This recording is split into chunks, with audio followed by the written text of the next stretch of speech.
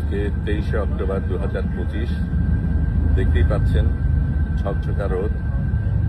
আজকে আমরা ফিলিস্তিনি টাইমে এসেছি। এর সাথে আমরা যেটা জানতে পেরেছি যে ইসরায়েলের আগে সমুদ্র উপজেলার অন্যান্য যারা ছিল ওটা আলাদাভাবে গিয়েছিল, আমরা ভিন্নভাবে গিয়েছিলাম। তাদের সবগুলি জাহাজকে আটক করেছে।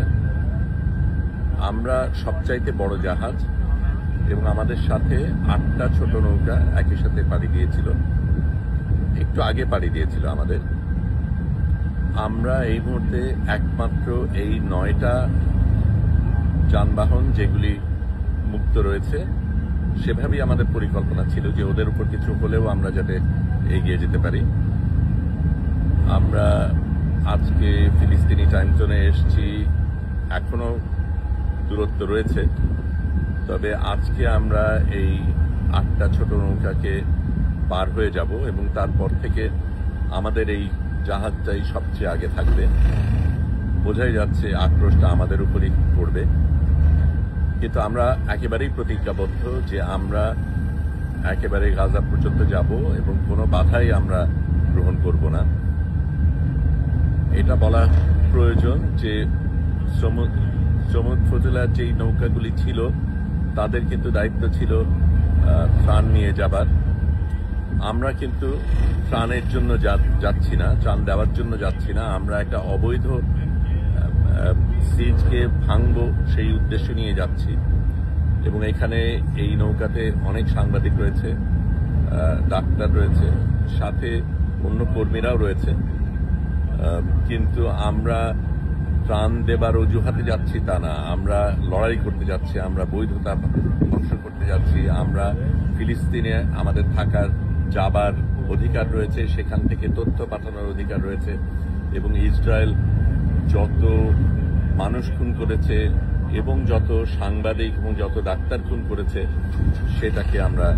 সেটার প্রতিবাদ আমরা জানাবো। গত রাতেই মেডসেস অফ ফ্রন্টিয়ারের 14 জন ডাক্তারকে খুন করা হয়েছে।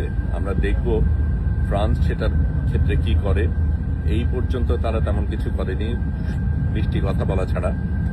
এখন কথার সময় পেরিয়ে গেছে, এখন লড়াইয়ের সময়, এখন কাজ করার সময়। আমরা সেটাই করছি। নাগরিক হিসাবে আমরা যেটা করতে পারি, যেহেতু এই দেশগুলির নেতা নেত্রীরা অনেক ক্ষেত্রেই বিশ্বাসঘাতকতা করেছে, সেই ক্ষেত্রে নাগরিক হিসাবে আমরা যেটা করতে পারি সেটাই আমরা করতে চাইব। এখন আমি ক্যামেরাটা ঘুরিয়ে দিচ্ছি, একটু ঘুরিয়ে আপনাদের এই নৌকার ডেকের অন্য দিকগুলি দেখাচ্ছি। আপনারা আমাদের সাথেই থাকবেন আশা করি। আপনাদের ভালোবাসাই আমাদের অনুপ্রেরণা।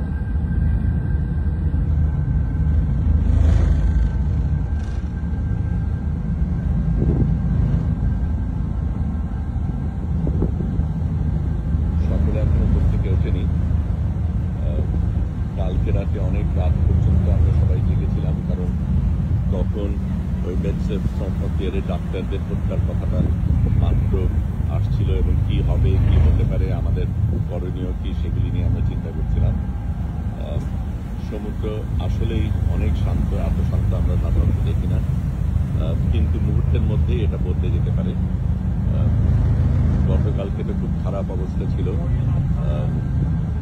আমিও একটু অসুস্থ হয়ে পড়েছিলাম, তবে এখন পুরো চাঙ্গা, লড়াইয়ের জন্য প্রস্তুত।